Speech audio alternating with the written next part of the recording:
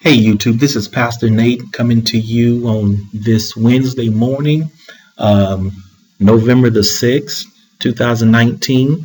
As you know, the conversation has been going on for the last few days. We lost a fellow YouTuber by the name of Ty Couture, and we send prayers out to his families, his loved ones, friends, and everyone who has been affected by this tragedy. It's unfortunate when we lose a life to suicide. And we want to have the conversation this morning. Many of you are having the conversation. We want to keep that going to let people know that we're here in the community. We're here. We're reaching out. If you need help, you can call and reach out to us, and we can provide you the resources you need to get the help you need. This is the National Suicide Prevention Lifeline. Many of you have listed this phone number on your channels as you talk about this epidemic. It's 24 hours, 7 days a week, 1-800-273-8255. There couldn't be a better time to talk about this than now, especially with the three major holidays that are approaching: Thanksgiving, Christmas, and New Year's.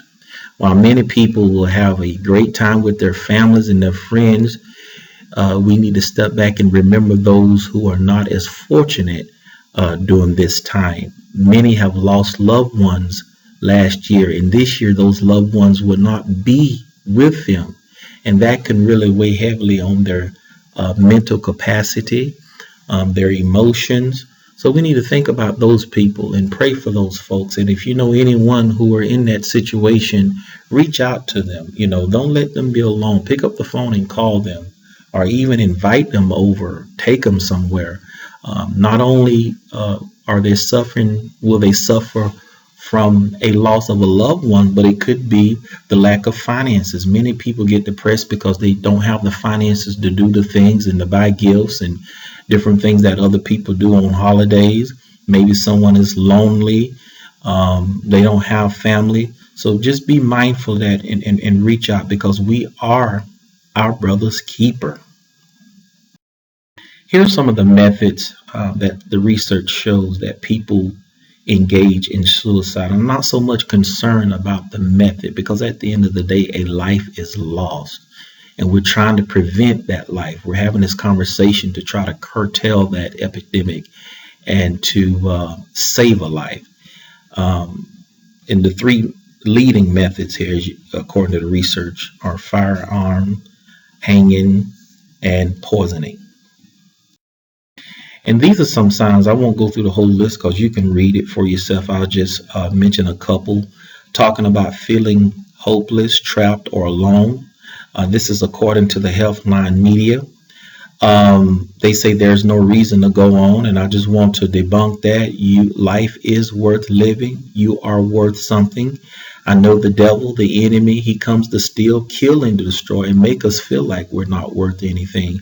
But Jesus said, I come that you may have life and have it more abundantly. Yes, you might have some problems. You might have issues. Life don't go as planned. And I know it's a bad time of year. Like I said, especially during the holidays, we all go through something. But I just want you to know that you are important, and life is worth living. God has a plan for you. So don't sit there and be alone. Reach out to someone. And those of you who have noticed that people might be in that situation, I think as a citizen, and as a Christian, as a believer, it's our responsibility, not only a believer, but anybody with some decency. We should reach out to our brothers and our sister and make sure that they're okay. A couple more: sleeping too much or too little. If you know a friend or a family member who's sleeping, hey, go and say, hey, get up. We're going to go do something today. Avoid social interaction with others. Now, that's an obvious one. Expression, rage, or intention to seek revenge, and the list goes on. So if you see these signs, reach out. And we might not have the skills to help this person, but we can certainly refer them to the resources. I know I'm not a psychologist. I'm not a therapist. This is not my area. But, these are some common sense components here. We still have a responsibility that we can help. I don't think we have to be a skilled licensed therapist to get somebody the help that they need. We don't have to be a skilled licensed therapist to be our brother's keeper, or to be a friend, or to be a good Samaritan. The Healthline Media is telling you that if you're engaging with someone who may be in that situation and you're trying to, talk them out of or speak to them, it tells you to stay calm and speak in a reassuring tone, acknowledge their feelings and that they're legitimate. In essence, just listen to them. Many times you don't have to say anything. You can just listen. Some people just need a sounding board to get that anger out, to get that hurt out, to get that frustrations out. Sometimes that's the best support. So, and of course, if you feel like the situation needs talking, or and you don't feel like you don't have the confidence to say what needs to be said, then offer support and get them the resources that they need. I remember when I was growing up and coming from school, and my grandmother raised me, and if I had a question about something in math or what have you, and they didn't know the answer, they would get the resources. They would refer me to someone. Maybe it was another teacher in the community. They would call that person, or maybe another student who may have been more advanced than I was, but they got me the help, even though they couldn't help me themselves. And that's what we're calling you. You have the responsibility. You can play your part. You can get the help that the person needs.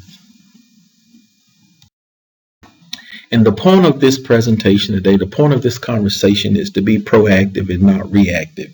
I know since the incident of the fellow YouTuber, everybody start having conversation. I know many have stopped, but we don't want to stop. We want to keep going, because this is a problem all over, and especially this time of year. So we want to keep having a conversation to let others know that we're here for them, that they can reach out to us, that there is help. They don't have to go through this alone.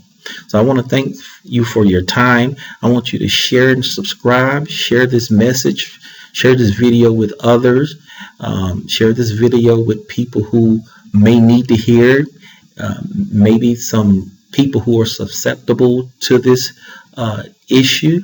Share the video.